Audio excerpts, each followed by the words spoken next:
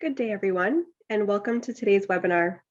I'm Jessica Hodge, and I am your host for today's webinar, which is the 9th webinar in Healthcare Excellence Canada's discussion series, Community Dementia Care and Support, Innovations Supporting People Living with Dementia and Care Partners Closer to Home.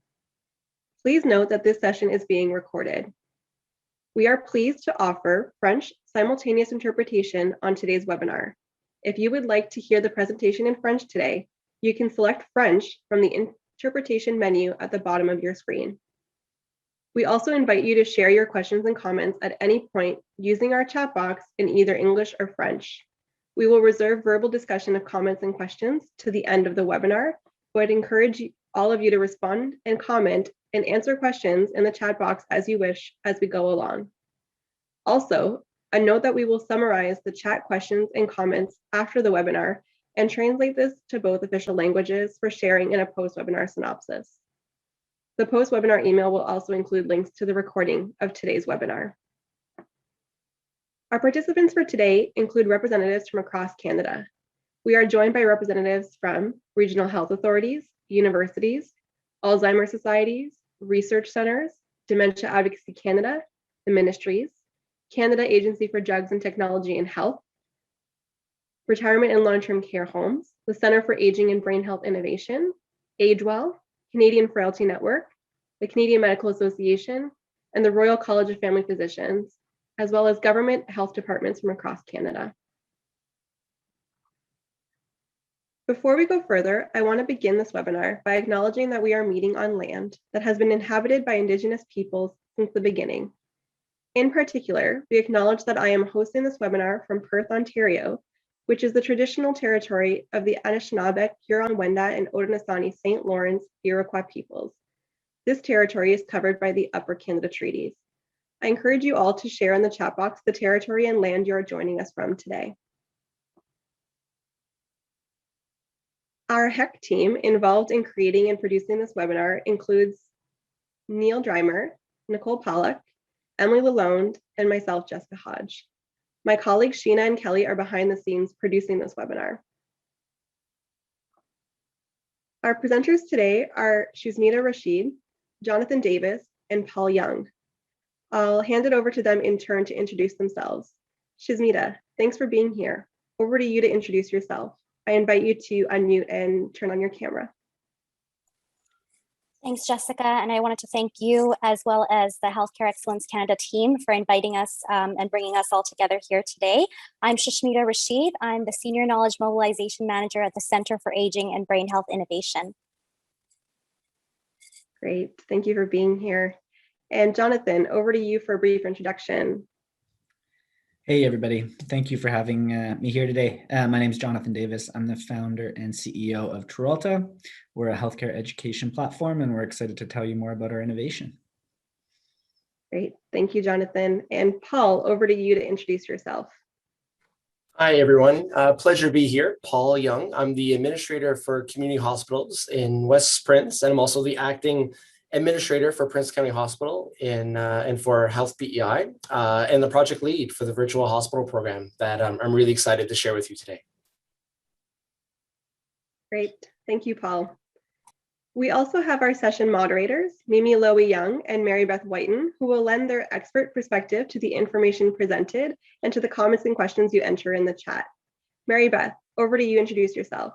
And I invite you to open your webcam and unmute yourself. Thanks, Jessica. So I am Mary Beth Whiten. I have a diagnosis of probable frontotemporal dementia that I received about 8 years ago. I am a member of the Federal Minister of Health's Dementia Strategy Plan, and I'm a co-chair of Dementia Advocacy Canada and on lots of projects and committees, and always love being a part of today's events. So thank you. Thank you, Mary Beth. And Mimi, over to you for a brief introduction. Good morning and good afternoon, everybody. Pleasure to be here. I am Mimi Lowy Young, and I'm the former chair of the Alzheimer's Society of Canada. Currently, I am the chair of the board of directors of AgeWell, a network centers of excellence for aging technology.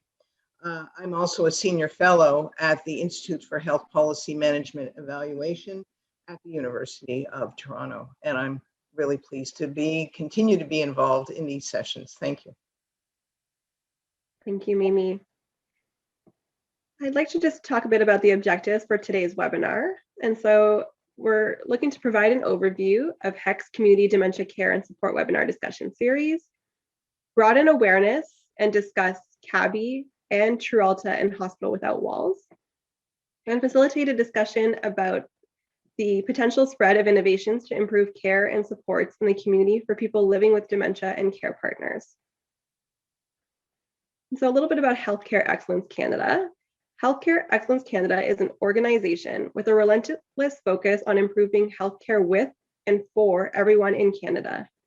Launched in March 2021 from the amalgamation of the Canadian Patient Safety Institute and the Canadian Foundation for Healthcare Improvement, Healthcare Excellence Canada has greater capacity to support partners to turn proven innovations into widespread and lasting improvement in patient safety and all the dimensions of healthcare excellence. We believe in the power of people and evidence and know that by connecting them, we can achieve the best healthcare in the world. HEC is an independent, not-for-profit charity funded primarily by Health Canada. Our Community Dementia Discussion Series will broaden awareness and discuss innovations that aim to improve timely diagnosis of dementia in primary care, post-diagnostic supports, including coordination and navigation. To find out more about the topics and webinar dates, you can visit our webpage on the HEC website. If you know about an innovation that could be spread across Canada that improves timely, compassionate dementia diagnosis in primary care, or coordination and navigation of post-diagnostic care and supports that would work in the COVID-19 context, please email us at the email provided on the screen to let us know. For your consideration today and throughout the series, what promising innovations exist that could be spread across Canada within the current health context related to COVID-19? What is the feasibility of your organization and or community to implement and spread the innovations? And where can HEC add value to support a multi-jurisdictional approach to spreading these innovations? And finally, what are the partnership opportunities to help spread innovations to improve community dementia care and support? I'd now like to hand it over to Mary Beth and Mimi for some reflections. And so I have a question for Mary Beth. What kind of training might people living with dementia and care partners be searching for immediately post-diagnosis? Thanks, Jessica, for that question. And it's not a question that is asked enough. So I'm going to take a kick at it today. When I was diagnosed with probable frontotemporal dementia 8 years ago, I was handed a pamphlet of FTD and told that the Alzheimer's Society would be in contact with me in a few weeks. So you can imagine my feelings of being disconnected and isolated. There's a great deal of stigma that happens when you use the word dementia and training. It's like people think they don't go together when actually they do, but we have to change our thinking and address the stigma associated to that. So helping people to come to terms with dementia and the diagnosis is of utmost importance. Providing the right help at the right time and tailored to individual needs is also important. There's a wide range of type of information and opportunities for training to occur. So some of the things that we can help train people living with dementia are occupational therapists.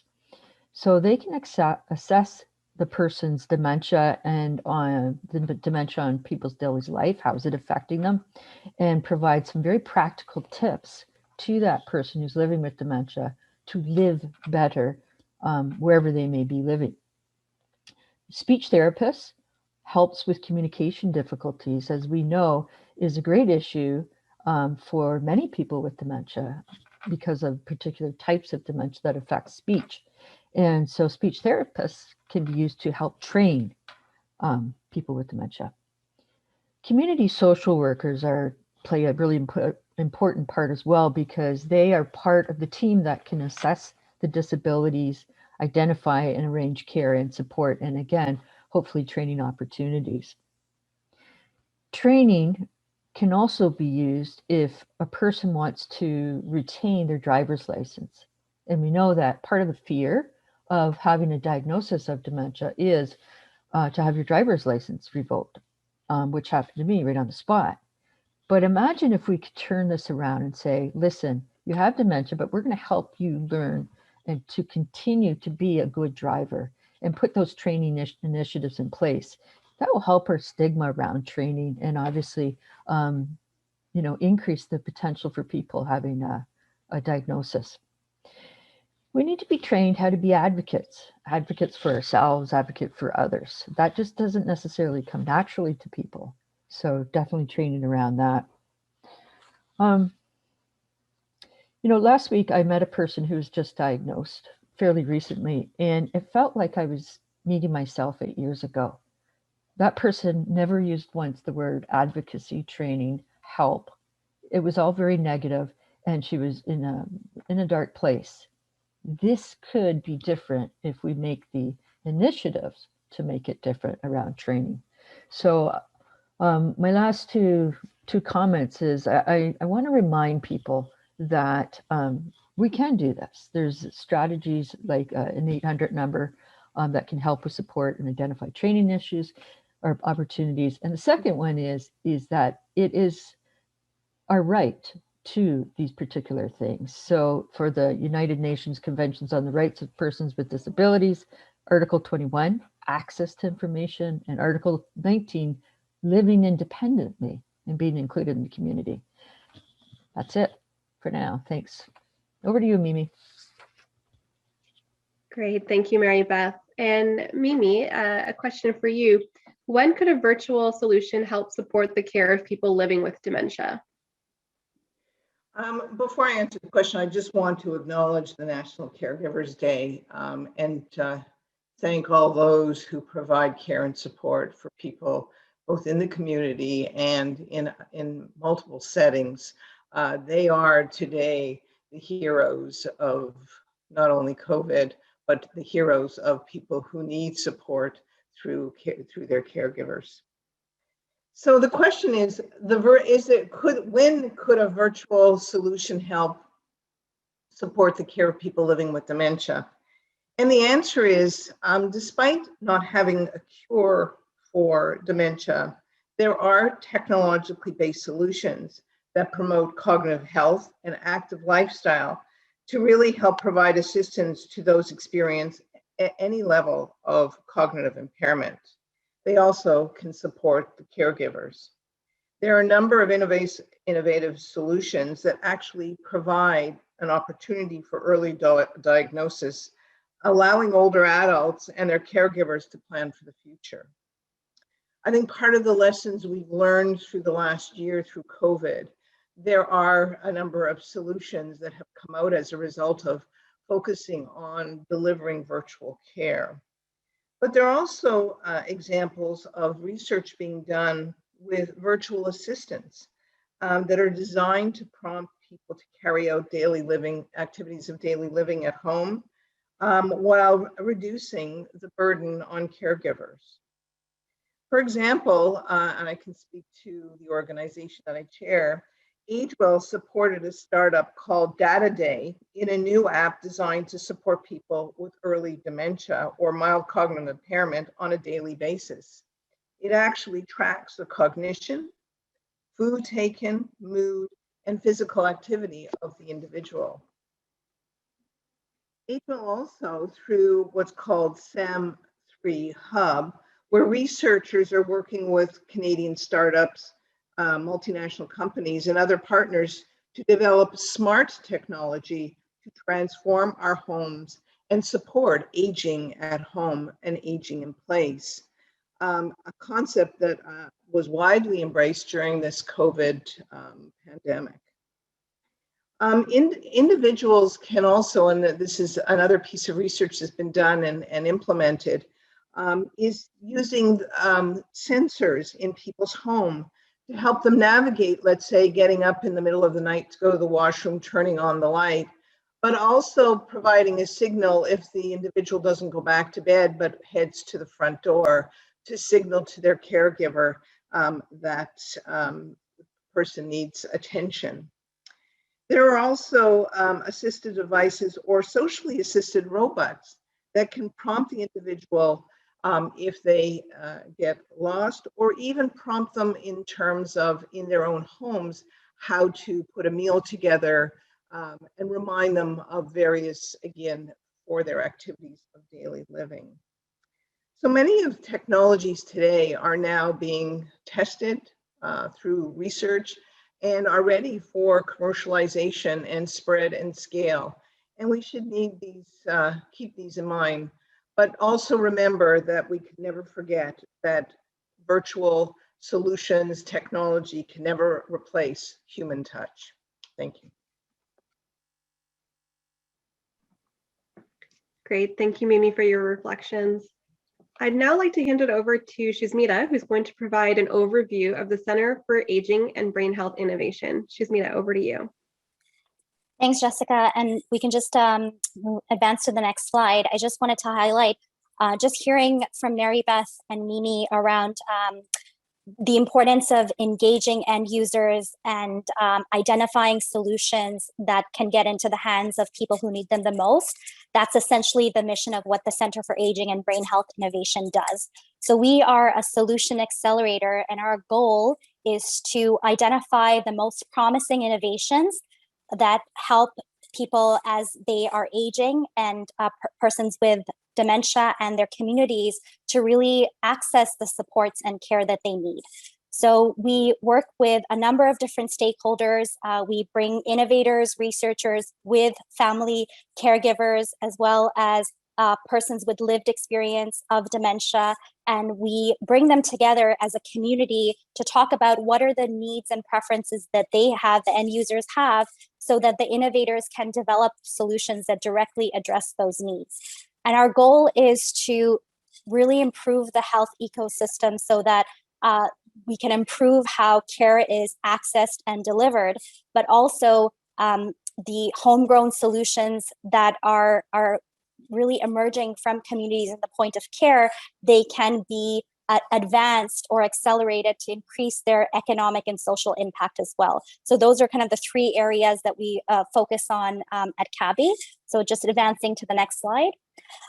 We, through our various funding programs and acceleration services, we help our innovators and researchers who have these ideas, we help them design and develop those solutions, but not just design and develop them by themselves, but working with end users and persons with lived experience, with community members to get their input into that design process. Then we help them get validated and refined in care delivery settings with care providers and really getting their insights as well. And our goal is to make sure that the most promising innovations are then implemented and scaled so that there is wide scale adoption. And again, we do this as a community of innovation, bringing together end users, innovators, delivery organizations, community members, as well as our strategic partners, including Healthcare Excellence Canada. Next slide, please. Our areas of focus are very similar to the ones that Mimi was actually describing as well. It's about helping people with accessing solutions that can help with cognitive health, that can help them age in a setting of their choice, and not only age, but thrive in settings of their choice, providing caregiver support and access, solutions that help with care coordination and navigation, as well as really solutions that can help rural communities and Indigenous communities as well. Next slide, please. So it was really interesting just when we were having these conversations with Healthcare Excellence Canada and the partners that were mentioned as well. One of the things that we really focus on through CABI's work is identifying those most promising innovations. And when we say innovations, they could be a product, could be a practice, it could be a program or a service. And we want to make sure that these solutions really directly address the themes that were mentioned in Healthcare Excellence Community Dementia series as well. And specifically innovations that help cognitive health, care coordination, navigation. And those are the ones that you'll be hearing about 2 examples of these solutions momentarily. But one of our focuses are to hear about the most promising innovations and help them grow and scale. Next slide, please. So in addition to knowing what the best solutions are, how can we help them be spread across different communities, different organizations, different provinces across Canada? And our goal is always not only to disseminate the solutions through our extensive network of partners, we're always looking to work with our strategic partners to identify, if a solution works in one province, how do we make sure that it can be implemented and adopted in other settings? That's definitely an area of focus that we have. And then in terms of the organizations and communities themselves, how do we get them to increase their receptivity for innovation adoption? What are the things that they need to do, or who needs to be at the table to bring these solutions so that they're not just on the shelf, but they become implemented in real world settings? So that is a very big focus that we have. And by sharing and exchanging our learnings through opportunities like this one, it's so wonderful when we're bringing together innovators, researchers, partners, and having these types of conversations, because if something works, we want to know what it is, and we want to know how can we make sure that it's being spread and scaled across so everybody benefits and the innovations get into the hands of those who need them the most. So that's just a little bit about CABI. Next slide, please. If you're interested in learning more, please feel free to check us out or send me an email. And with that, I'll hand it over to our innovators today. Thank you. Great, thank you, Shizmita. I'll now hand it over to Jonathan, who's going to provide us an overview of Trualla. Jonathan, over to you. Thank you, Jessica. Thanks very much for having me today. I'm Jonathan Davis. I'm the founder of Trualla. We are innovating in family caregiver training with a focus on family members that are caring for loved ones with cognitive decline, Alzheimer's, or dementia. We are a startup based in Ottawa. We're supported by Invest Ottawa, CABI, and the BDC. And before I start, just a quick note on language. We often see care partners, carer, caregiver. We know there are language nuances here. We are always referring to the informal family or friend that is caring for a loved one with Alzheimer's or dementia. So very often it's a partner or a parent. But because we work with a wide audience across Canada and the US, we often kind of use different terms, but just so everyone knows, we're talking about the informal family or friend. Next slide, please. I think everyone on this call probably knows the context. Caregivers need more support. It's been discussed for years, and we're eager to turn this talk into real solutions. So a few recent examples. In 2019, the Public Health Agency of Canada released a new dementia strategy with an area focused specifically on quality of life for caregivers. The aspiration is that all caregivers have access to the resources and supports required to protect their own well-being and to care for someone living with dementia, including being equipped to navigate healthcare and other support systems. Another example at the local level, the Champlain-Lynn Dementia Capacity Plan focused on support to reduce caregiver burnout. So we know this context, we know the problem. On the next slide, please, I'll tell you more about Trualla. So we are a unique training program to help families build skills to provide care at home. We've adapted professional level training for the untrained family caregiver audience. We deliver it through a personalized, interactive learning management system, purpose-built for this audience, leading to higher engagement from families. And we focus a lot on research. In partnership with CABI, we want to prove to stakeholders that a confident, trained family caregiver can ultimately result in lower costs of care and extended time at home. There have been countless reports like the ones on the prior slide, and our approach as a startup is to help healthcare stakeholders understand the value, really make the business case for supporting the caregiver. If we can prove that investment in caregiver support improves outcomes and reduces costs, we will increase access and availability to caregiver supports. We need to prove that supporting families is not a nice to have, it's a need to have with our aging population. And CABI's been an exceptional partner in helping us prove this point. Just quickly, a little bit, just to add kind of to this slide, a bit more about the topics that we discuss in our portal. We're focused on a lot of the topics that Mary Beth mentioned in her intro. So things like that our team of OTs and social workers create, communication, safety at home, ADLs, and personal care. That's the type of content we deliver to families. And we partner with government, social service, insurers, and providers in the US and Canada. So the way Trualla works is a care coordinator or social worker will offer Trualla to the caregiver during a home visit, at the bedside, or remotely. And we personalize the learning journey based on the care situation and deliver a range of educational modules, 5 minutes to 2 hours, in varied formats. And like I said, through clinical validation and research, including our support from CABI, we're building the business case for caregiver support. And we currently have clients in Ontario and about 21 US states that are using Trualla to support their family caregivers. Next slide, please. I want to share our co-design with this audience, which we don't often share, but it's something that is obviously so important to our intervention. It's not something we did once and stopped doing. Our product development team talks to at least a caregiver every single day in our co-design process. So our discovery process on the left there involves interviews with caregivers to better understand their experience and needs. We structure these sessions on digital whiteboards and talk through specific situations, like tell me about a time that you didn't know what to do or were overwhelmed. We build insight boards that ultimately lead to new content modules or new features in our learning platform. We also conduct prototype testing with caregivers to take them through potential screens and watch how they interact with the platform to make sure they can find what they need and that we're delivering the right content to the right caregiver at the right time. So to talk a little bit about the research and clinical validation we're doing to accelerate adoption and improve the outcomes of our portal. So there's a lot of text and stats on this page, but what we really want you to take away is that we're working with CABI to prove that our solution works, and that we did that in partnership with the University of Florida. So in this example, we engaged 60 caregivers over a 30-day period during pandemic isolation.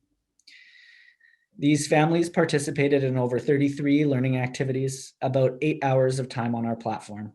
And caregivers reported a decrease in both the severity and the distress of the behavioral symptoms of dementia, things like wandering, agitation, apathy, communication, or memory issues. Caregivers also that went through our program also reported a 30% improvement in caregiver fulfillment. So these are the outcomes that really matter to our clients and our partners, that we clinically validate it, and this publication is being submitted for peer review, and that should be out in the next few months. To share more about our team, we're a diverse group, we're growing quickly, and we're very passionate about the problem we're solving to help deliver more training and support to family caregivers. I started Trualla after investing in healthcare education, and I realized there was great content methodologies out there to support aging in place and to support people with dementia, but none of the content was available to the families who needed it most. So our product and operations team includes digital health experts and instructional designers that take professional level training and repackage it for the untrained family caregiver. Our research and content team are many of the professionals that Mary Beth mentioned in her reflection: occupational therapists, nurses, social workers who write our content and manage our research priorities. We have a close relationship with, like I said, CABI, also U of T, the OT program, and the Algonquin Digital Health Program. Many of our team members have come through these great educational institutions. Thank you very much for letting me share more about Trualla. Open to any questions. And of course, my contact info is on the screen. So if you have any follow-ups or would like to learn more, we love collaborating with partners. So please reach out. Thank you very much. Great. Thank you, Jonathan. We'd now like to ask you to answer a few questions about the presentation. Prior to this webinar, were you aware of Trualla? Yes or no? And I know more about Trualla than I did before participating in this webinar. Strongly agree, agree, neutral, disagree, or strongly disagree. We also invite you to type any questions you have into the chat box, and we will address them shortly. I'd now like to hand it over to Paul, who's going to provide an overview of Hospital Without Walls. Paul, over to you. Wonderful. Thank you, Jessica. And it's great to be here today. And thank you for this opportunity to share a little bit about our virtual hospital program. Next slide. So by way of background, our virtual hospital program was funded through CABI. And we're very fortunate because we're confident to this day that this type of innovation within health BI would have been very, very challenging to have had the opportunity to go forward for a proof of concept without having the support from CABI. So I'll certainly focus on that point a few times through the presentation. As mentioned earlier, CABI's focus on funding and supporting breakthrough innovations across Canada that targets enhanced senior care, caregiver support, rural care, care coordination, and navigation, which certainly aligned well with their interest with this project. And we were fortunate in 2019 to receive one of 50 Spark National grants to move forward with this program. So that was critical in our ability to move this one forward. Next slide. So essentially, our virtual hospital program really built off a hospital without walls concept. As we were looking at the application of utilizing technology to connect a hospital-based team with patients and their care providers within the community. This was a really exciting collaboration between our hospital system, our primary care partners, and our provincial geriatric team. We developed a program model essentially utilizing existing remote patient monitoring technology that we were using in the province, focused primarily on congestive heart failure and COPD. But in this case, we were looking to allow the patient and family caregivers to stay connected to their healthcare clinical team. This team for us, as a starting point, was comprised of a virtual hospital nurse, a nurse practitioner, as well as a physician, while doing so to manage the care of the patient or their care provider from the comfort and the safety of their home. The virtual hospital nurse would be the primary contact with the patient and other care providers 5 days a week, and would provide timely support and intervention when required. Next slide. Our target population. So we were focused primarily on senior population. They had to be a resident of Prince Edward Island, as well with some internet and cellular capabilities. We did ask them, and they were required to be affiliated at the time, either through a primary care physician or nurse practitioner. They needed to be within a rural area of the province in our region. We identified at the time that they would not be connected to another provincial service. We were very cognizant of ensuring we weren't duplicating service. We were looking at targeting a population that had a frailty scale of a score of 4 or more. And from a cognitive impairment standpoint, if there was no cognitive impairment, they certainly could be included in the project. But if so, we needed to ensure that they had a caregiver within their home. So this project in itself was a proof of concept for health BEI. So we were able to fund and have 8 patients enrolled within the virtual hospital pilot.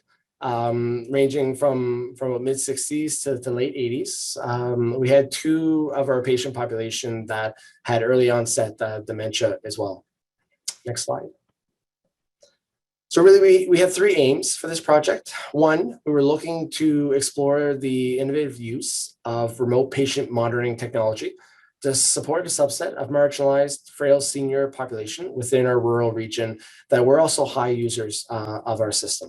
So one of the hypotheses was that we would have, if we had the ability to support and coordinate timely interventions when the patient condition requires, we would be able to reduce avoidable trips to the emergency department, access to primary care, and possible hospital admissions. So that was our second component of our aim statement.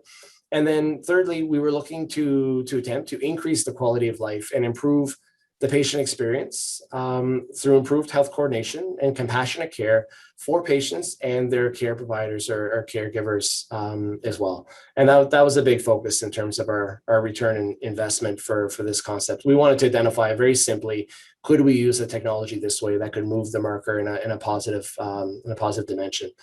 From when we looked at our evaluation, we looked at certainly leaning upon our project team, but we were very fortunate as part of our evaluation team and our project team. We had a patient family advisor that was a care provider and had unique experiences both from a client of a remote patient monitoring program. They were also from a care provider to someone that had been enrolled previously using that technology, and they were also the care provider to a loved one with early onset dementia. So we were very fortunate to check a few boxes and have that level of insight and lived experience to help inform the project as well as our evaluation. So we were looking certainly from a system utilization standpoint, as we mentioned. We wanted to identify whether fewer health system resources were being used during the pilot. We were looking at clinical efficacy as well. We wanted to know if our virtual hospital patients were more knowledgeable about their health condition. Were they able to better self-manage their health condition? And were there improvements in quality of life as part of those participating in the pilot? And then from a quality and access to care, we looked at the satisfaction of our virtual hospital patients and care providers, as well as the hospital staff that participated. Next slide. So just a couple of quick slides in terms of some of the data from a system utilization standpoint. So when we looked at the changes in avoidable emergency department visits after the virtual hospital program was in place, we certainly saw a significant reduction, which was really wonderful. Next slide. When we looked at the change in access to primary care, we also saw a pretty prominent reduction in the need to access a clinician, which I'll speak to in a little bit as well when we spoke to some of our clients.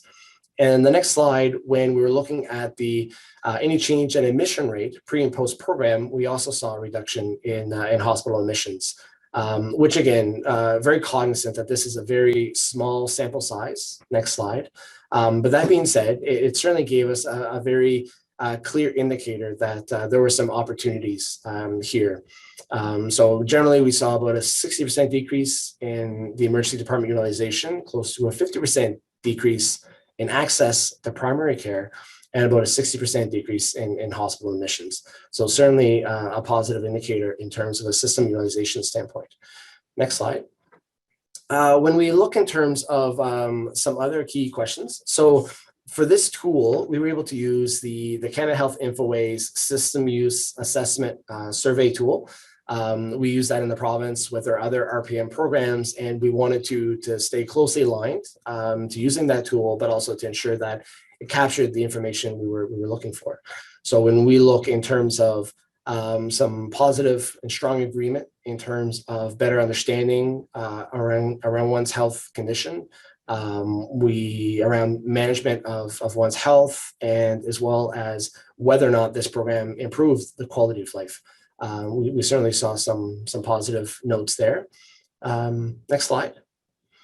When we look at our patient satisfaction, some strong satisfaction as well with the overall service received, with the teaching and coaching provided, and then with the progress that they've seen as well, which was really great when it came time to graduating or discharging some of our clients. They certainly were hopeful to stay in the program, but also at the same point, they felt well equipped that they had what they needed at that point to manage forward. Next slide. And then when we look as well from a care provider standpoint as well, strong agreement right across the board that they felt that they had this support and the program was providing their loved one and themselves some support that they needed, that the equipment was fairly easy to use, and they had no concerns around the privacy of their information. One component that was really interesting to us when we had some focus groups with our clients, with our patients, with our care providers, was we had very limited awareness in terms of what and how important that connection was between the hospital team and and our patients, but also the care providers, to the point that we were quite overwhelmed the first few days. We were anticipating on as well as monitoring vitals regularly throughout the week. We would likely have a touch point or two every day in the early onset or onboarding of the program. But we had a connection that was overwhelmed with folks that were reaching out 6-7 times a day. There was this new connection to the health system that was created, that it started very, very, I think that was a call for help. There was a significant need, and I think that speaks to the large unnecessary trips to the emergency department or to their primary care provider. And what we saw over the coming days into the second week is those calls decreased from 6 times a day to a single touch point.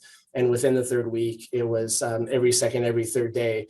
And what we heard is that once that trust was established, they felt connected in a way to the health system that they weren't connected before, that they had someone that was watching their loved ones' vitals or their own, but also a new support that wasn't available to them before, which was very powerful for ourselves and our team.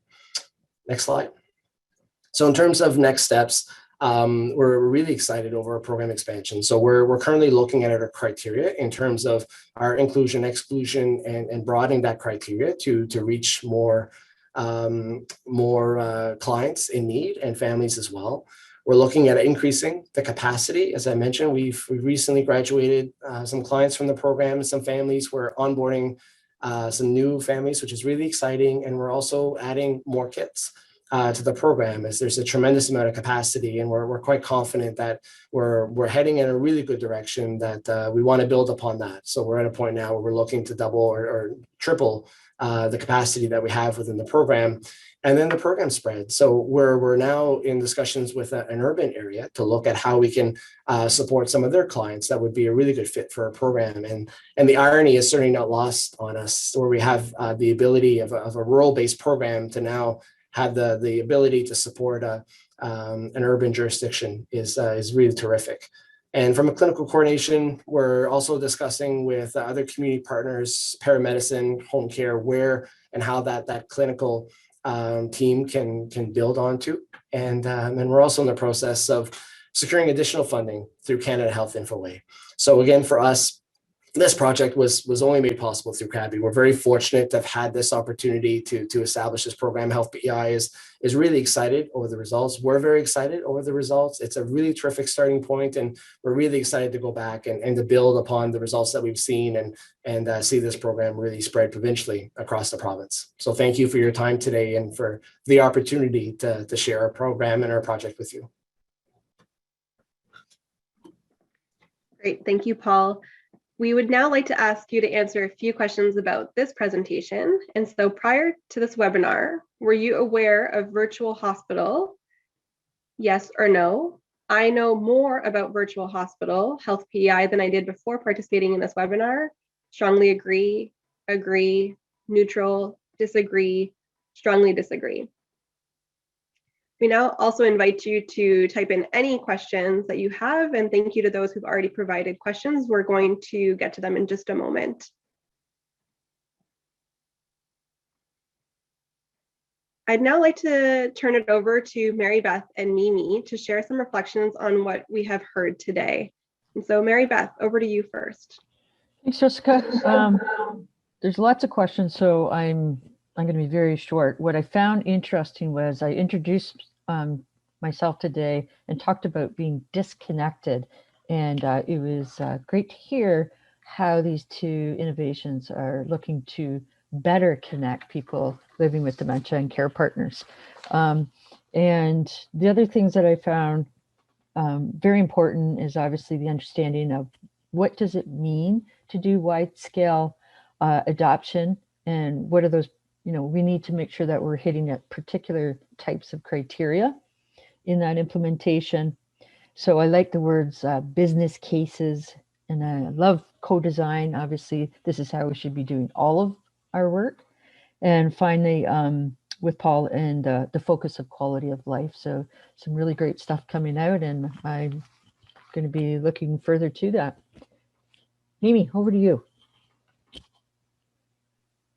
Thank you, Mary Beth, and thank you. Two excellent presentations, and thanks to CABI for their great support of these innovations. I will keep it very short as well because I know there are a number of questions. I will comment to say that, Paul, there's a really great opportunity not only to spread and scale within your province, but how some of the learnings you had can be scaled and spread in similar environments, rural, in other parts of Canada, and an opportunity to take what you've learned and spread and scale them. And that's part of hopefully what we're trying to do through these webinars. And I think around the whole training piece, I just think that, again, some excellent ideas and an opportunity to spread and scale, get the information out there. And I, say to Cabby, there's a real opportunity here to create this sharing the knowledge exchange with others so that people can look at how they can adopt and adapt the innovations that have been presented to us today. So thank you to Cabby and our two presenters, and I'll pass it back to Jessica for responding to questions. Great. Thank you, Mary Beth and Mimi, for your reflections.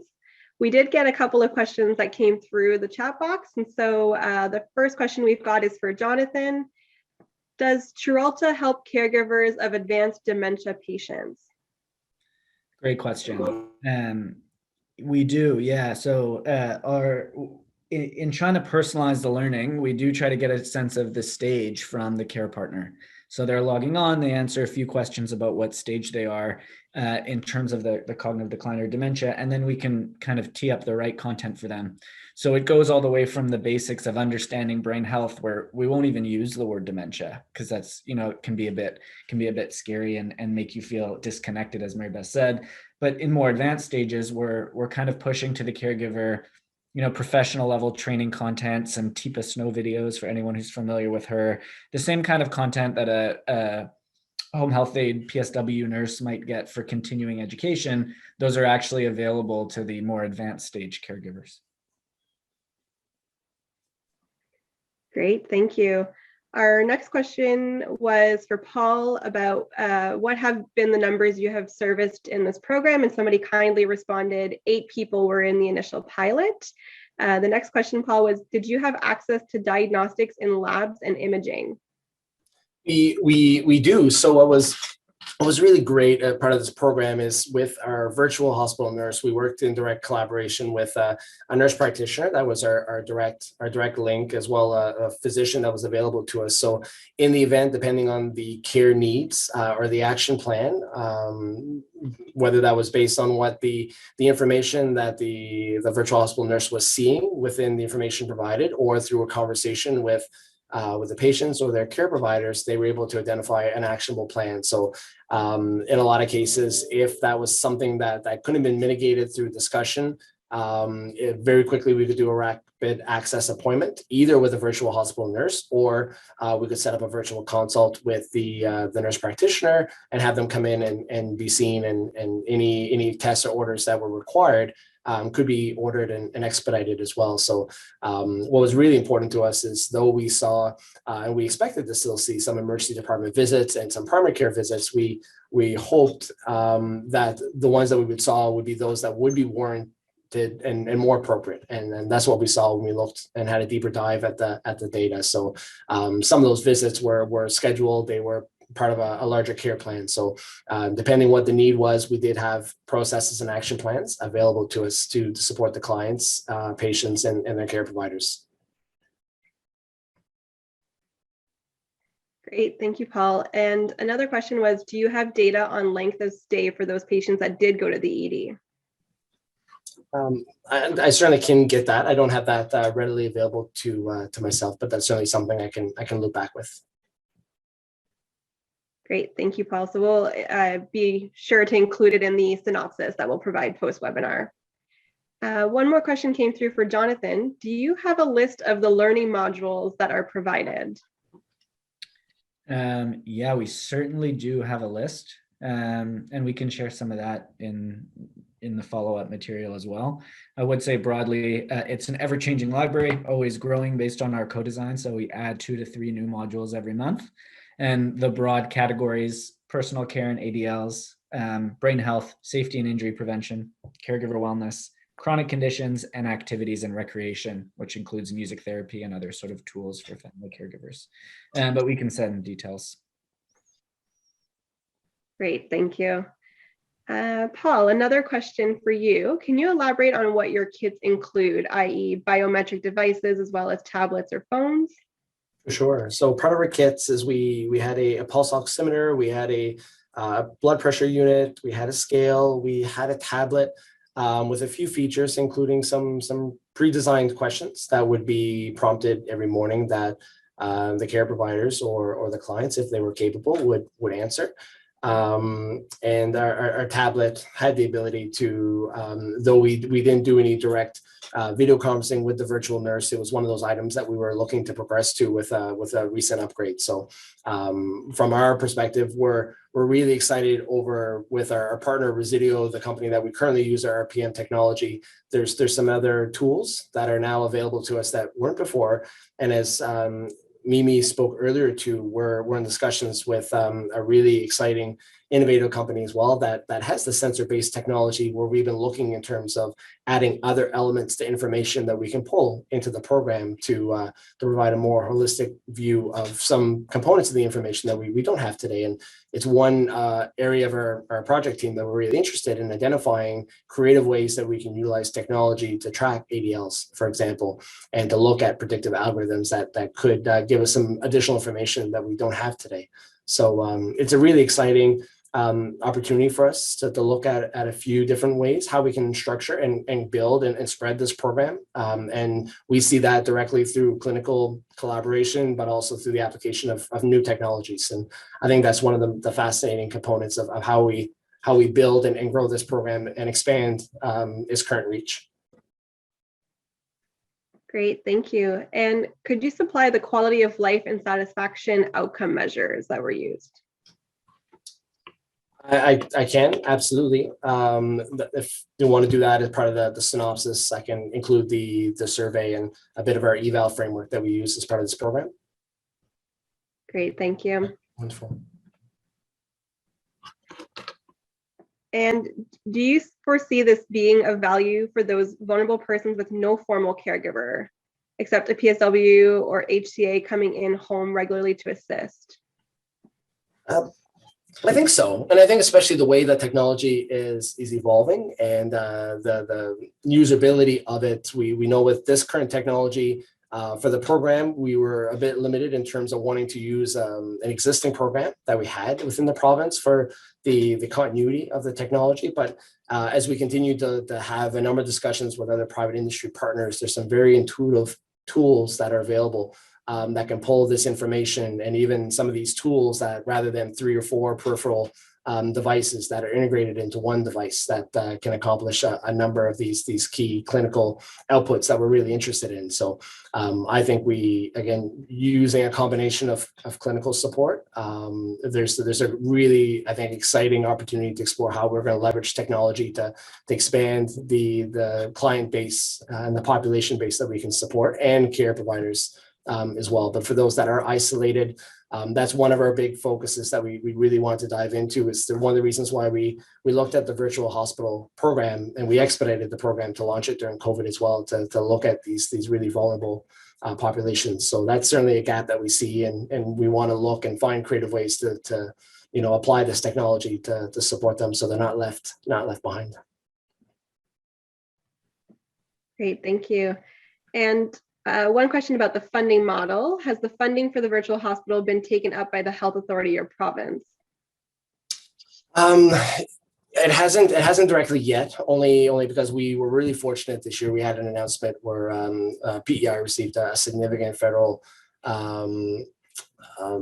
gift from the feds, approximately $3.5 million for digital health and virtual care. So there are some current funding pathways available to us federally and provincially. So those, the commitment right now is to tap into those and to explore where and how that fits. And this is being looped into a broader digital health and virtual strategy that previously hadn't existed within the province. So a lot of work that's being done, and ongoing discussions where and how the virtual hospital fits in our landscape going forward. So the commitment right now, as we're provincially in a lot of jurisdictions, we're still very quickly reacting to how we can find creative ways to offer and expand upon our care footprint to those that need it, and using some of these new funding sources that weren't available to us. And but there is broader discussions that are happening to explore how and where this fits in our provincial budgets going forward.